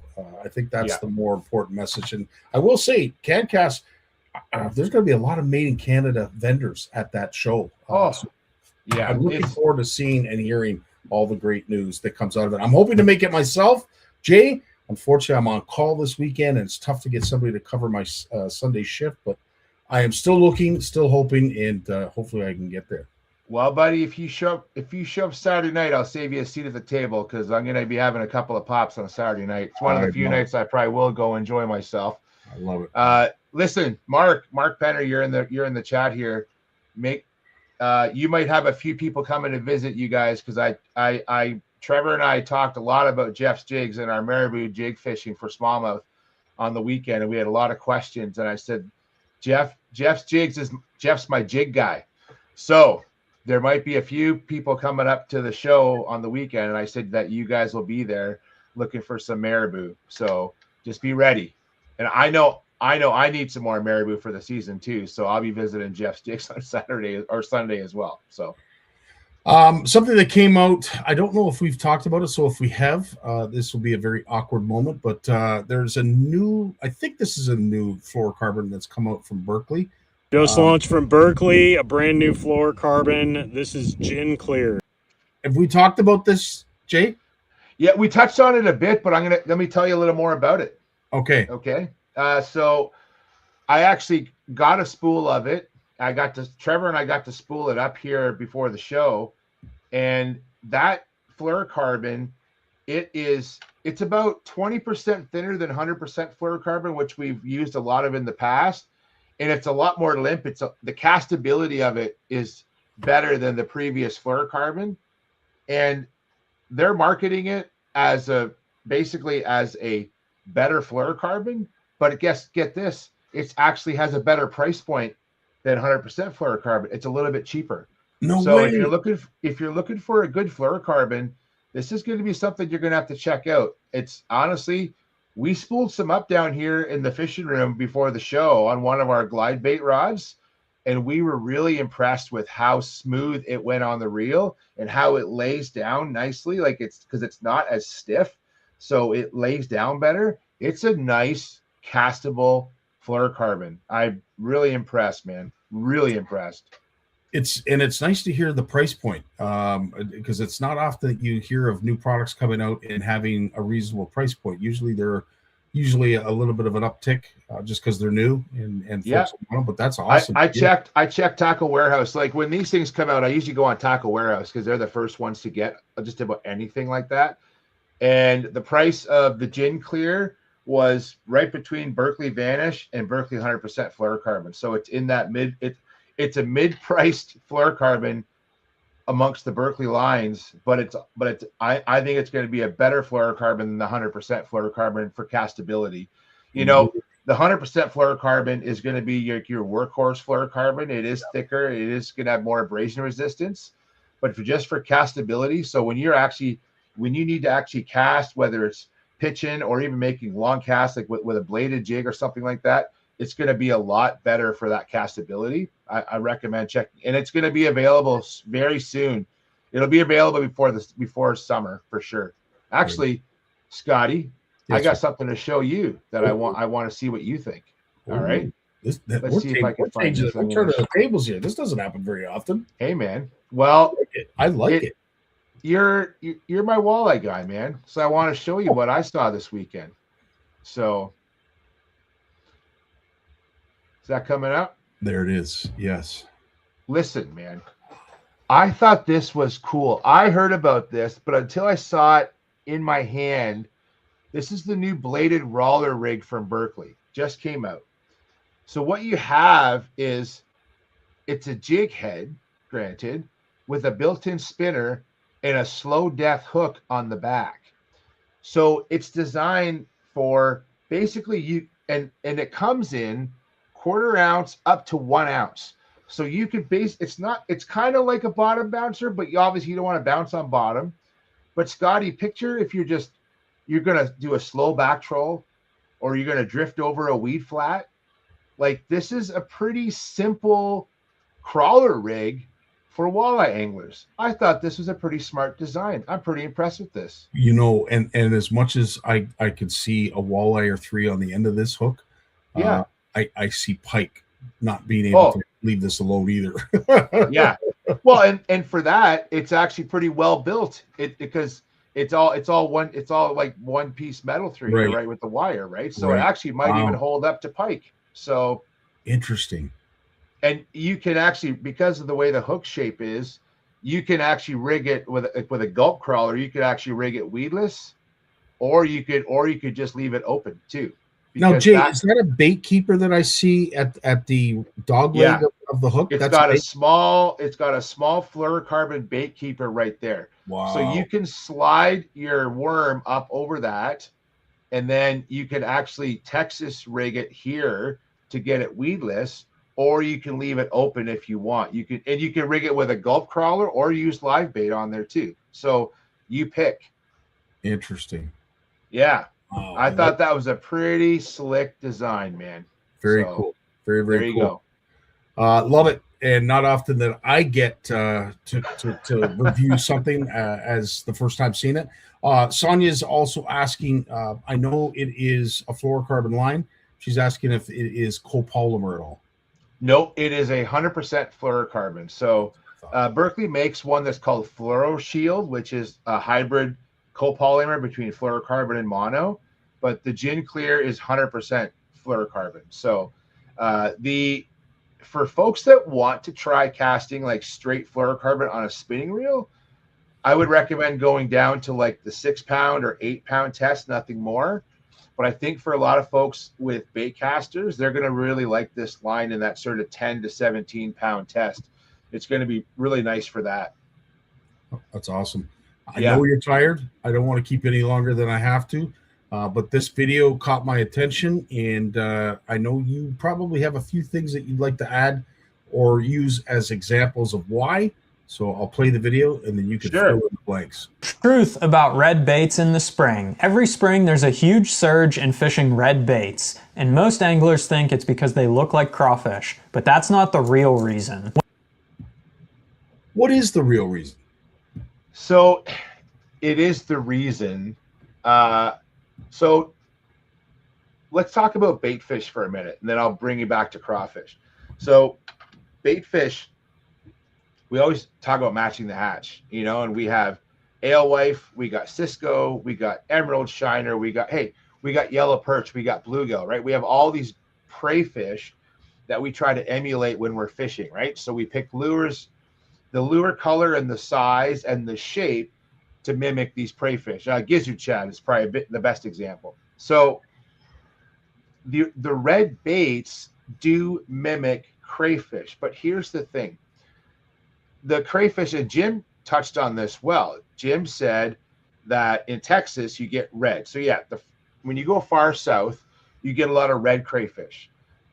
Crayfish do something called molting. So when crayfish molt, typically, and I know in Ontario it happens at least twice a year, usually right before summer, so late spring, and then it happens again in the fall, like early fall, before the water temperatures drop. What molting is the way crayfish grow is they have to shed their exoskeleton and grow a new outer skeleton, because they can't, their skin is hard because they're exoskeleton. Okay, so they can't just get like us and stretch and grow. So they shed it. When they shed it, they become two things. Their colors usually are quite bright, and the other thing is they're also quite palatable for fish, because they don't have that hard exoskeleton. It doesn't mean that bass won't eat crayfish when they're not molting, not smolting, that's fish, molting. But there has been work done on this where it shows that at certain times of the season, early summer and then late summer, when crayfish molt, that they're quite susceptible. And so the red color is a molting crayfish, but of a certain species of crayfish. And there's dozens of species of crayfish. The further south you go, the more crayfish, the more diversity there is, just like fish. So what we're doing is we're mimicking crayfish. You'll see species of crayfish in Lake Simcoe that actually have these are native species that have like blue pincers. You'll see ones that have like gray pincers with like little orange tips. And you'll see a lot of companies emulate that with tube jigs in different colors, right? So, and that's why craw baits, whether it be crankbaits or whether it's soft baits, they come in all these different colors for crayfish. So I think that for crayfish molting, what I have typically found is, for around here, red is not the best color, but you will find kind of like dull orange or you'll get like a brown crayfish with some black stripes on it. The stripes I think they put on those baits are really just to help it give it a little bit of contrast. So it's not just a straight brown or straight red or straight orange bait. It gives it a little bit of contrast. They don't necessarily have black stripes on them, but that red color is emulating crayfish to me. I know in that video there's like a, I don't know, it's a trailer, it drops off, it doesn't explain it, but I do believe that it is emulating crayfish. But it's not just red, it's sort of all these different shades of red. That's awesome. Well, Jay, I couldn't have said that better myself. Well explained, and as always, a wealth of information. I want you to rest up. You got a few days before you have to get ready for CanCast, and of course, get on that trek out east. So I will leave you be and the rest of the Barnucz family, and wish you all well. And thanks again for all your support and all you do for not only us, but the entire industry as a whole. Thanks, buddy. And I'll try and tune in Wednesday night, and I hope to see you on the weekend. If you're coming up, shoot me a text. All right. Right on, pal. You take care of buddy. yourself. Thanks, See ya. Jay. And that is the end of our show. Thanks so much. Again, I don't know where the 2 hours goes, but again, folks, everybody who sticks along with us, who adds to the conversation, we really appreciate the interaction. That's really what makes this live work, is your questions, your input, your content. If it's an interactive show, it will always be a successful show. So, folks, we love to see you here. You may not be able to make every one, but as I said, don't be afraid to put a comment down, ask a question. That's what it's all about. It's all about making sure folks are as educated as the one beside them.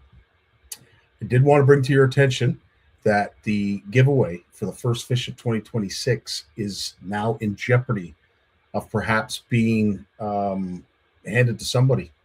If we do not see a fish submission this Thursday to next Monday, this coming Monday after CanCast, we're going to be giving away that prize pack, and it is chock full of made in Canada fishing gear, as well as a beautiful Mirabelle reel from Shimano. So, folks, don't hesitate. If you have caught a fish and it was your first fish in 2026, I invite you to wait till Thursday. It could be our last post. We have so many people that have already qualified, but if you've caught a fish in 2026 and it's your first, by all means, put it in the comments. We'll see how long it lasts. But if we don't see one posted, and it's going to be tough because there's not a lot of fishing going on right now, at least in the province of Ontario, it'll be very cool to be able to hand this out on Monday. So stay tuned to that. Lots going on, lots happening. And of course, as Jay mentioned, this Wednesday, we're going to be joined by the folks at Kayak Bass Canada. Aaron Dodds and Jason Brock are going to be with us. They're going to be accompanying the one and only Kyle Carruthers from CanCast, who's going to be describing everything you need to know about the upcoming show. And folks, it's going to be fun. My partner in crime, Danny Bacon, we're going to get that all done on Wednesday. So until then, hopefully you folks have yourselves a great early week. Hopefully it turns into a great midweek because of our show, and finishes off as a fantastic end of the week at CanCast, and of course the Hamilton Bassmasters Tackle Swap. Looking forward to all of this. Guys, take care of yourselves. Love you all. All the best. Dave, it's time to take us away. Cheers.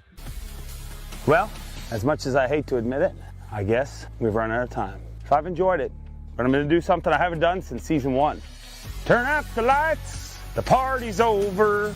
They say that all good things must end.